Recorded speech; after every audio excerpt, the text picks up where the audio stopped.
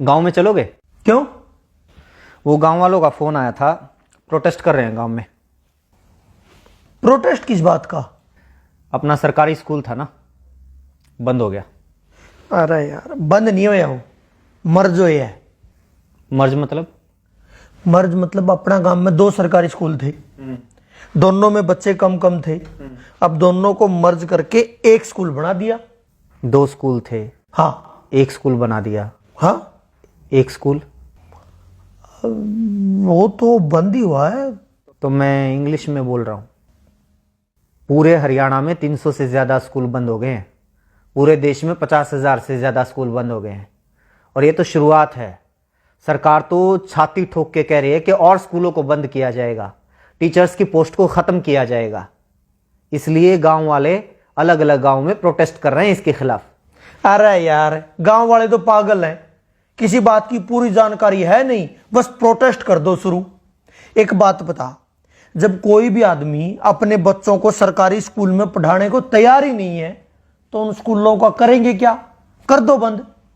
एक बात बता, तू अपने बच्चों को सरकारी स्कूल में पढ़ाएगा? मतलब मैं अपने बच्चों को सरकारी बस में नहीं भेजता तो सरकारी बसों को खत्म कर दो। मैं अपने बच्चों को ट्रेन में नहीं भेजता तो ट्रेन को खत्म कर दो। मैं अपने बच्चों को सरकारी स्कूलों में नहीं भेजता तो सरकारी स्कूलों को खत्म कर दो। मेरे तो बच्चे ही नहीं हैं तो सारे देश के बच्चों को खत्म कर दो। ये क्या लॉजिक हुआ? अरे तू अपनी छोड़, एक बात बता, सरकारी स्कूलों में जितने टीचर्स हैं क्या वो अपने बच्चों को सरकारी स्कूलों में पढ़ाते हैं? उससे भी बड़ा सवाल यह है कि वो अपने बच्चों को सरकारी स्कूलों में क्यों नहीं पढ़ाते हैं? क्यों नहीं पढ़ाते? क्योंकि सरकारी स्कूलों को पढ़ने लायक नहीं छोड़ा गया है। स्कूलों में टीचर नहीं है। शायद ही कोई ऐसा स्कूल हो जहां पर जितने टीचर्स की जरूरत है उतने टीचर हों।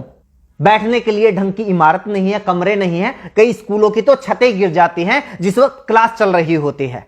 पीने तक का पानी नहीं है, बैठने के लिए बेंच नहीं है। यहां तक कि टॉयलेट तक भी ऐसे होते हैं कि अगर कोई चला जाए तो मरीज बन के वापिस आए। ऐसे स्कूलों में कौन अपने बच्चों को पढ़ाना चाहेगा? अरे यार, ठीक है, सारे स्कूलों में अच्छी व्यवस्था नहीं है, लेकिन बहुत सारे स्कूल ऐसे हैं जिनमें वे सारी व्यवस्थाएं हैं और स्टाफ भी पूरा है।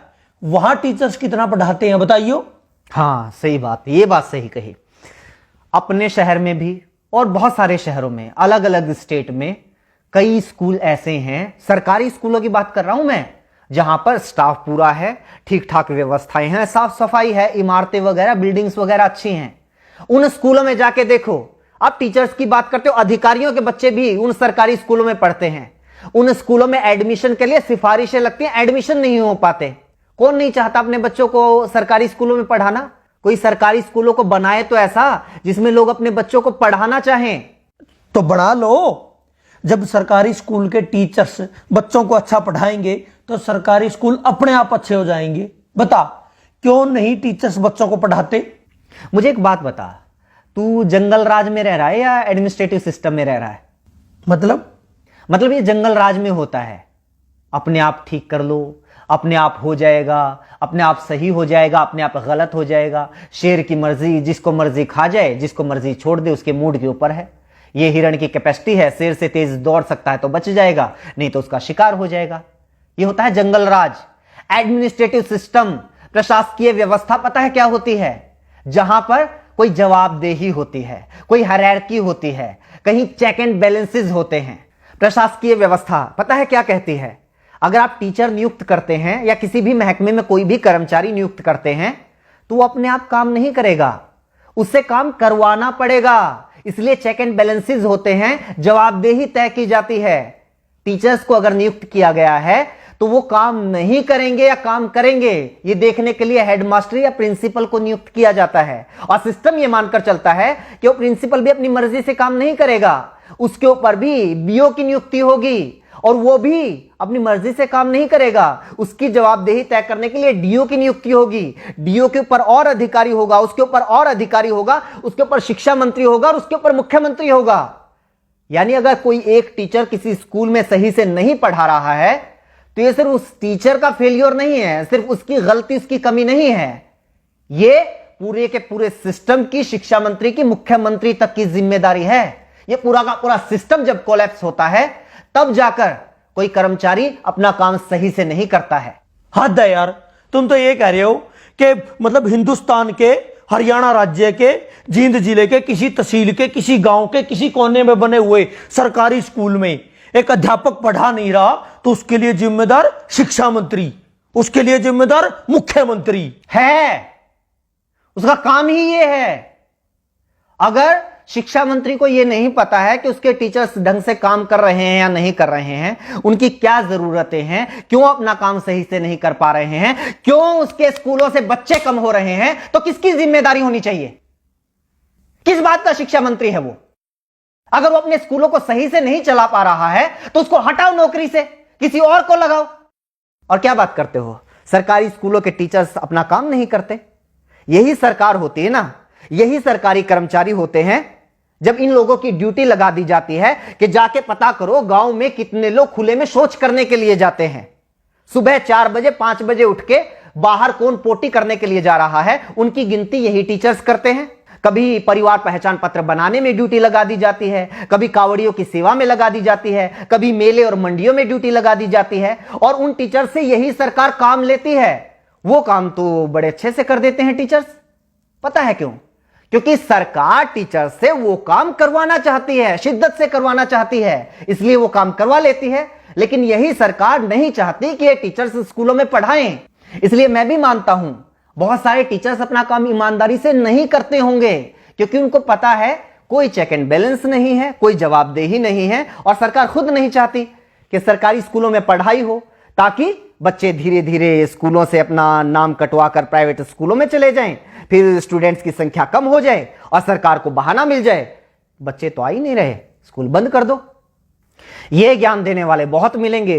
टीचर्स पढ़ाना शुरू कर दो तो स्कूल अपने आप अच्छे हो जाएंगे। लोग रिश्वत लेना बंद कर दो तो अपने आप करप्शन खत्म हो जाएगा। लोग साफ सफाई रखने लग जाएं तो अपने आप स्वच्छता हो जाएगी। लोग प्रदूषण फैलाना बंद कर दें तो अपने आप पर्यावरण अच्छा हो जाएगा। एडमिनिस्ट्रेटिव सिस्टम में लोग अपने आप नहीं करते, सिस्टम तय करता है कि आपको क्या करना है। देश चला रहे हो, यह सत्संग भवन नहीं चल रहा है यहां पे।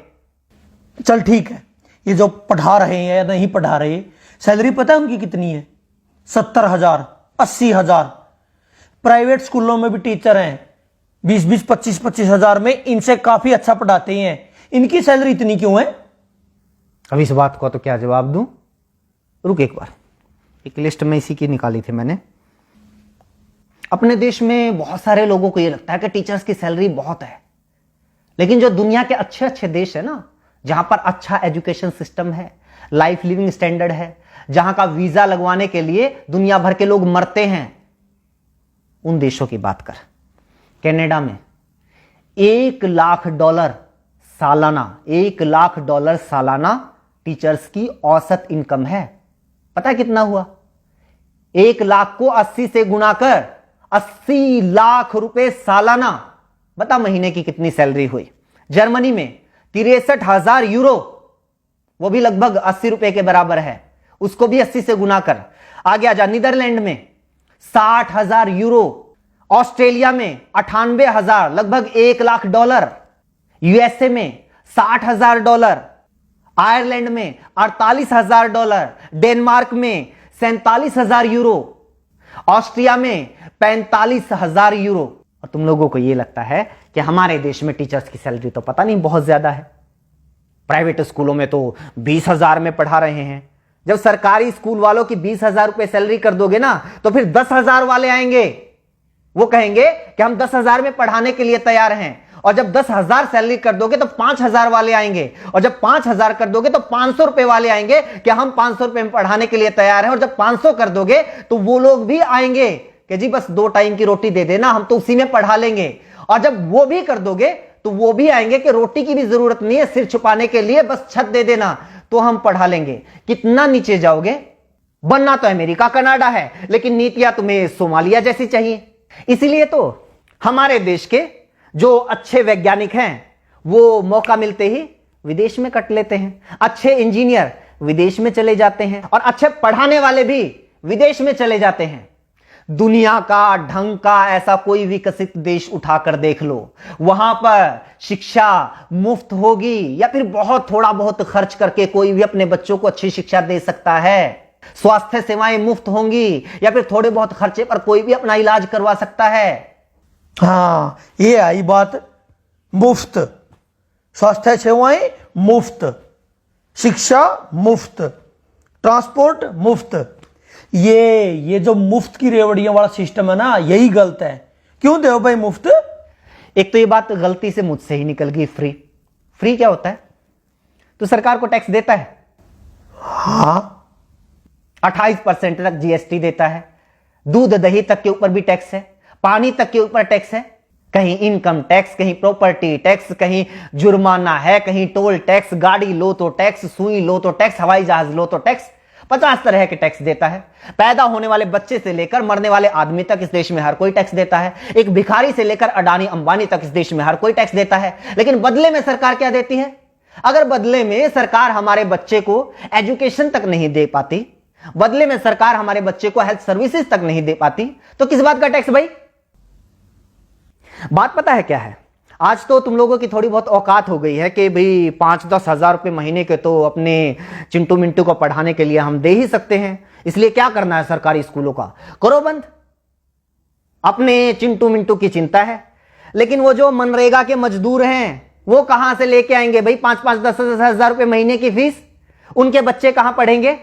मजदूरों के बच्चे, गरीब किसानों के बच्चे, उन लोगों के बच्चे कहां पढ़ेंगे जो लोग दिन में 100 रुपए कमा के लेके आते हैं और 80 रुपए का पौवा पी के सो जाते हैं बीवी को पीट के? वो बच्चे कहां जाएंगे? अगर ऐसी ही सोच कुछ साल पहले और लोगों की होती तो ना तो किसी मल्लाह के बेटे को अब्दुल कलाम देश के राष्ट्रपति बनना था और ना ही किसी चाय बेचने वाले के बेटे को प्रधानमंत्री बनना था। जाके पढ़ लो इन लोगों का इतिहास, जीवनियां। कौन से सेंट जोसेफ कॉन्वेंट स्कूल में पढ़े थे, इन्हीं सरकारी स्कूलों में पढ़ के इतने बड़े लोग बने हैं ये। और कॉन्वेंट स्कूलों में अपने बच्चों को पढ़ाकर चौड़ा होने वालों, याद रखना कुछ सालों के बाद अपने इन्हीं चिंटू मिंटू का नाम सरकारी कॉलेज, सरकारी यूनिवर्सिटी, सरकारी आईआईटी, सरकारी आईएएम, एनआईटी, सरकारी संस्थानों की लिस्ट में ढूंढते हुए मिलोगे। तब तो नहीं कहोगे कि ना हम तो अपने बच्चों को सरकारी यूनिवर्सिटी में नहीं पढ़ाएंगे, सरकारी कॉलेज में नहीं पढ़ाएंगे, हमें तो डीयू में एडमिशन नहीं चाहिए, पीयू में एडमिशन नहीं चाहिए, एमडीयू में केयू में एडमिशन नहीं चाहिए। तब भी पढ़ा लेना अपने बच्चों को प्राइवेट कॉलेज में या फिर प्राइवेट यूनिवर्सिटी में। पता है क्यों? क्योंकि प्राइवेट यूनिवर्सिटी से डिग्री करने वालों को तो मानते भी नहीं लोग कि ये सही डिग्री होगी, क्या पता फर्जी हो।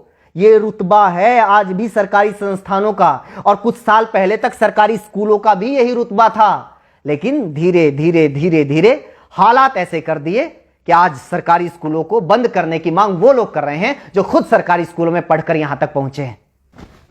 मेरा ऊपर क्यों गर्म हो रहा है? मैं तो ये कह रहा हूं कि मतलब सारा सिस्टम ही खराब है। हाँ तो सिस्टम को सुधारो ना। ये क्या बात हुई? सरकारी स्कूलों को बंद कर दो, सरकारी अस्पतालों को बंद कर दो, सरकारी बस सेवा को बंद कर दो, सरकारी रेलवे को बंद कर दो। भाई ये सारी चीजें अगर सरकारी बंद हो जाएंगी, ये सारी चीजें प्राइवेट हो जाएंगी, तो फिर सरकार क्यों सरकारी होनी चाहिए?